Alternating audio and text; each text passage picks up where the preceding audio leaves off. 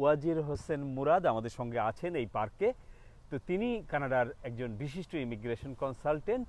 তো আপনার কাছে একটু জানতে চাই যে অনেকেই আমাদের কাছে প্রশ্ন করেন যে এখন কি ভিসা বন্ধ আছে, ভিজিটর ভিসা কি এখন আসা যাচ্ছে কি যাচ্ছে না? চমৎকার প্রশ্ন, কারণ এটা প্রত্যেক দিনে আমরা পাই।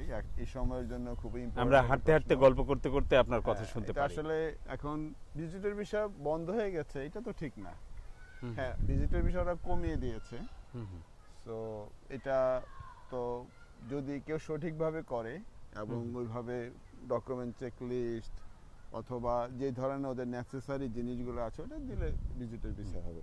মানে আপনি বলছেন যে ভিজিটর ভিসা বন্ধ হয়নি, হয়তো সংখ্যাটা কমে গেছে, কিন্তু এই ভিজিটর ভিসা পেতে হলে এখন আসলে কি করতে হবে?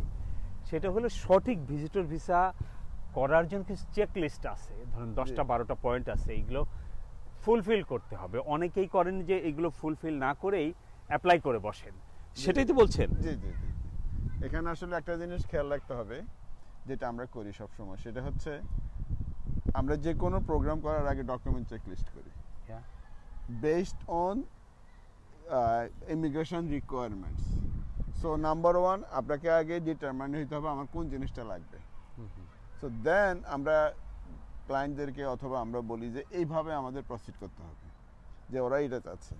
ফর এক্সাম্পল মনে করেন আপনি যেটা বলেছেন ভিজিটর ভিসা অ্যাপ্লিকেশন, এখানে যেমন ফাইন্যান্সিয়াল ইয়েটা খুব ইম্পর্টেন্ট, কোথাও কাজ করে কিনা অথবা ব্যবসা আছে কিনা, ব্যবসা থাকলে তার ট্যাক্সের কাগজ আছে কিনা, তারপরে আছে স্টেটমেন্ট গুলা ঠিক মতো আছে কিনা, দেশে টাই আছে কিনা, মানে উনি ফিরবেন কিনা, সোশ্যালি ওনার ওখানে ইম্পর্টেন্সি কেমন। সো এটা আরো কিছু জিনিস আছে। আপনি বলছেন যে ভিজিটর ভিসায় আপনি কানাডায় বেড়াতে আসবেন, অথচ আপনি বলছেন যে আপনি বন্ধুর সাথে দেখা করবেন। তো এইটা অনেক ক্ষেত্রে ডাজন্ট মেক সেন্স যে আপনি 3 লাখ 5 লাখ টাকা খরচ করে বলছেন বন্ধুর সাথে দেখা করতে যাব।